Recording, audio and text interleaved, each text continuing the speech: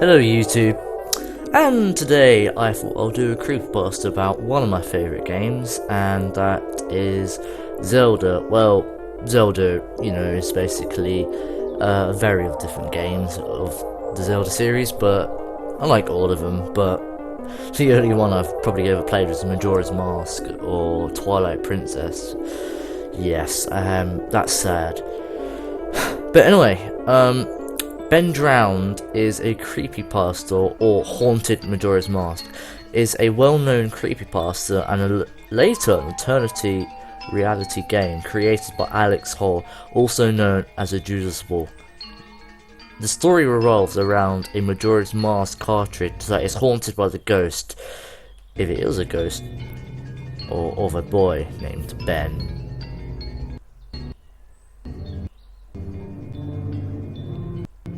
Without any ado, let's begin the story. So, post 1. Okay, alright. This is basically like a first person view, so here we go. Okay, I need your help with this. This is not a copy pasta, but this is a long read. I feel like my safety or well-being could really depend on this. This is a video game related, basically Majora's Mask, and this is the creepiest shit that has ever happened to me in my entire life. Having said that, I recently moved into my dorm, starting up as a freshman in college, and a friend of mine gave me his old Nintendo 64 to play. I was shocked to say the least. I could finally play all those old games of my youth, and I hadn't touched in at least a decade. His Nintendo 64 came with one yellow container and a rather shitty copy of Super Smash Bros. And while beggars can't be choosers, needless to say, it didn't take long because I came bored of beating up level 9 computers. That weekend, I decided to drive around a few neighbourhoods and about 20 minutes or so of campus, hitting up the local garage sale, hoping to score on some good deals from ignorant parents. I ended up picking a copy of Pokemon Stadium, GoldenEye, fuck yeah, F-Zero, and my other 2 controllers for $2. Satisfied, I began to drive out of the neighbourhood with one last house caught my attention. I still have no idea why it did, but there were no cars and there was only one table set up with random junk on it.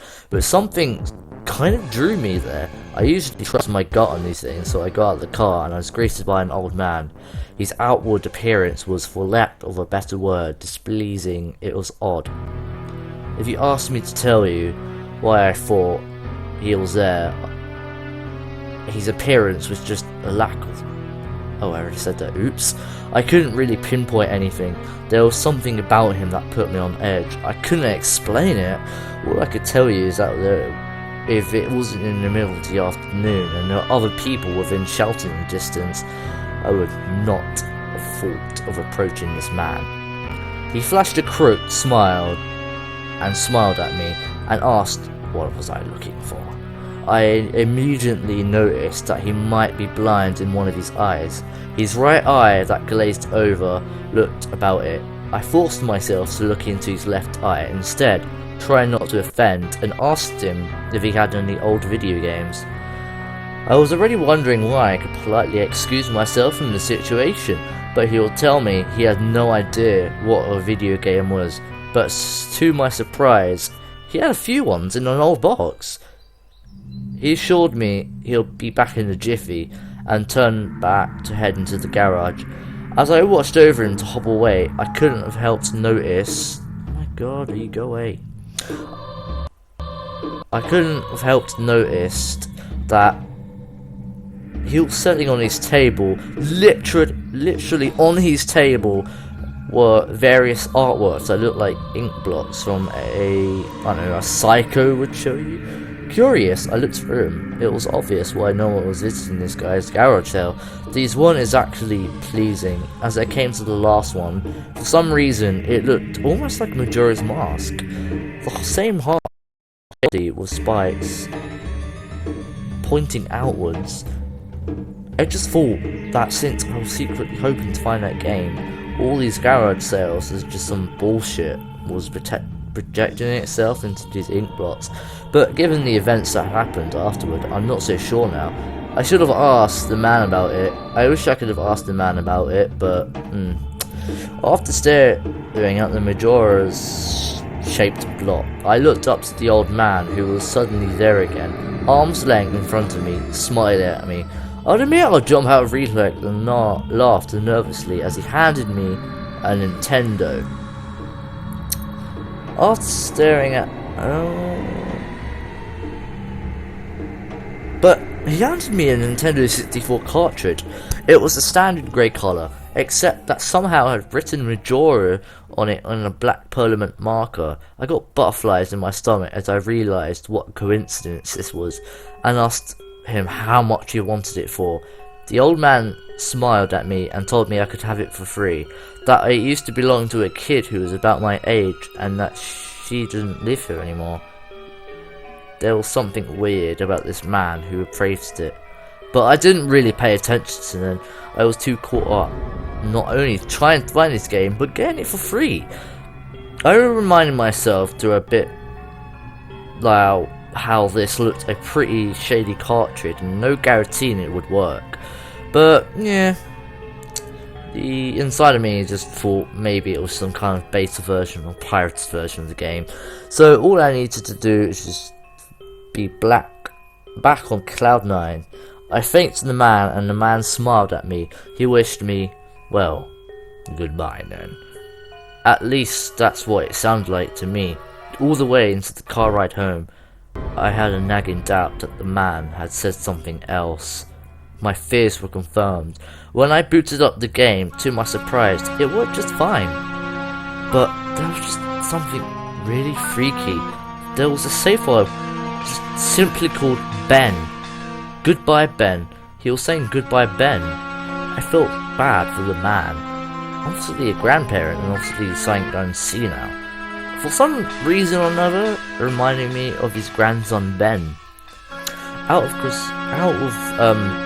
random thought, I looked at the save file, eyeballing it. It could tell me he was pretty far in the game. He had almost all the masks and 3 out of 4 remains of the bosses. I noticed that he had used an owl statue to save his game. He was on day 3 and by the stone tower, with hardly an hour left before the moon would crash. I remember thinking that it was a shame that he had come up so close to beating the game, but he never finished it. I made a new file named called Link out of tradition and started the game, ready to relive my childhood. Oh yeah. For such a shady looking game cartridge, I was impressed how smoothly it ran. Literally just like a retail copy of the game, save for a few minor hiccups here and there, but textures were being how they shouldn't be, random. But for some strange reason, they're like random flashes of cutscenes at odd interviews, but nothing too bad. However, the only thing that was a little unreal that all the NPCs would call me Link, and other times they would call me Ben. I figured out it was just a bug, like a fluke in the programming, because our files got mixed up or something. It did kind of creep me out, but after a while, it was around after I had beaten the Woodfall Temple that I went into the save files and deleted Ben. I had intended to delete the file out of respect of the game's original owner. It's not like I needed 2 files anyway, hoping that it would solve the problem. It did.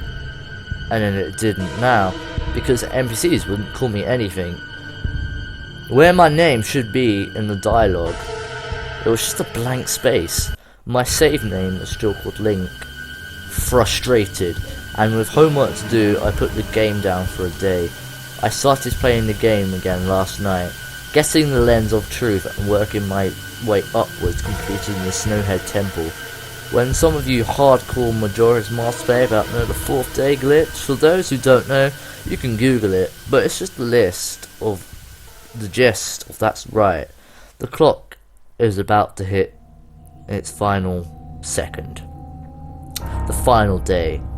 As you talk to the astronomer and look through the telescope, if you time it right, the countdown disappears and you essentially have another day to finish whatever you're doing. Decided to do the glitch, try and finish the Snowhead Temple. I had happened to get it right on the first try, and the time counter at the bottom disappeared. However, I pressed B to exit the telescope. Instead of being greeted by the astronomer, I found myself in the Majora's boss room right at the end of the game.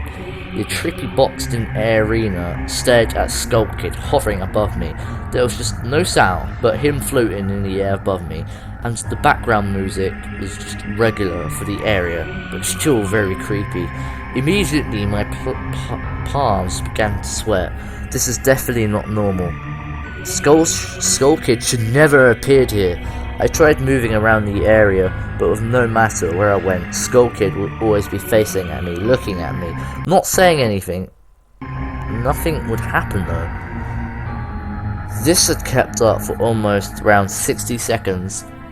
I thought the game had been bugged or something. I was just beginning to doubt that very much. I was just about to reach for the reset button when text appeared on my screen.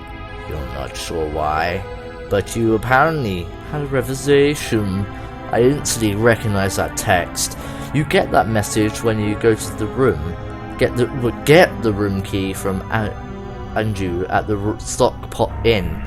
But why was it playing here? I refused to entertain the notion that it was just almost as if the game was trying to communicate with me.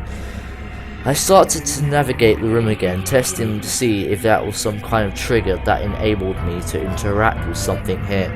Then I realized how stupid I was to even think of something that could reprogram the game. This was just weird. Sure enough, 15 seconds later, another message appeared on the screen, and like the first one, it was a pre-existing phrase. Go to the lair of the temple's bosses, yes or no. I paused for a second. What should I do? What should I press, and how would the game react? When I realized I couldn't select no. Taking a deep breath, I pressed yes, and the screen fades to white with the words, Dawn of a New Day, with the subtext, I beneath it.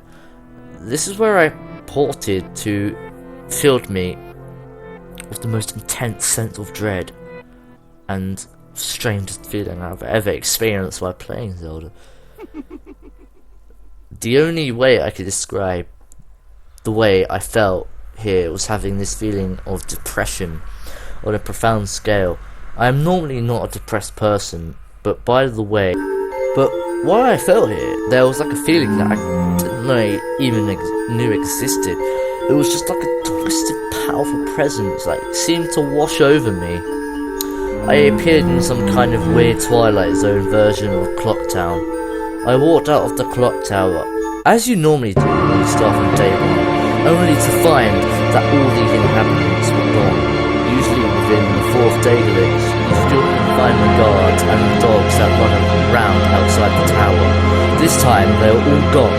What had replaced them was the enormous feeling that there was something out there, in the same area as me, and that it was watching me. I had 4 hearts to my name, and the hero's bow, but at this point, I wasn't even considered for my avatar. I felt that a person was in some kind of danger. Perhaps the most chilling thing was the music. It was the Song of Healing, well, not the music that's playing right now. Read straight from the game itself, but played in reverse. The music would get louder, building up as you so should expect from something to pop out at you. But nothing ever did, and the constant loop began to wear out on my mental slate. Every now and then I would hear it, the faint laugh of the happy masked salesman in the background. Just quiet enough so I wasn't sure if I was hearing things, but loud enough to keep me determined. I tried to find him. I looked everywhere, in the 4 zones of Clocktown, only to find nothing. No one. Textures were missing. West Clocktown had been walking on air. The entire area felt broken. Hopelessly broken as I reversed the Song of Healing, repeated for what must have been the 50th time. I just remember standing in the middle of South Clocktown, realizing that I have never felt so alone in a video game before. As I walked through the ghost town, I don't know whether this is the combination of the out-of-place textures and the atmosphere, but by the haunting melody of the one piece of smoothing song. I was literally on the verge of tears, and I had no idea why. I hardly ever cry, something had gripped me here, and this powerful sense of depression that was both foreign and crippling. I tried leaving Clock Town, but every time I attempted to zone out, the screen would fade to black, and I would just zone into another part of Clock Town. I tried to play my ocarina. I wanted to escape, but I did not want to be here. But every time I played the Song of Time or Soaring, it would say, "Your notes echo far, but nothing happens." By this point, it was obvious that just the game didn't want me to leave. But I had no idea why it was keeping me here. I didn't want to go inside the buildings, and I felt it would be too vulnerable there. So whenever I was terrified, I don't know why, but I came up with the idea maybe if I drowned myself at Laundry Pool, I could spawn somewhere else and leave this place. As I zoned and ran towards the pool, that's when it happened. Link grabbed his head, and then the screen flashed for a brief moment of the happy masked salesman smiling at me. Not Link, but me, with Skull Kid screen playing in the background, and when the screen returned, I was staring at the Link statue from playing in the song. And then when the screen returned, I was staring at the Link statue again, playing the song Energy of Emptiness. I screamed as the thing stared back at me with what haunting facial expression. I turned around and ran out and back into the South Clock Town, and to my horror, the fucking statue followed me. And the only way I could compare this from the Doctor Who Weeping Angels, every so often at random interviews, the animation would play the statue appearing behind me. It was like something was chasing me.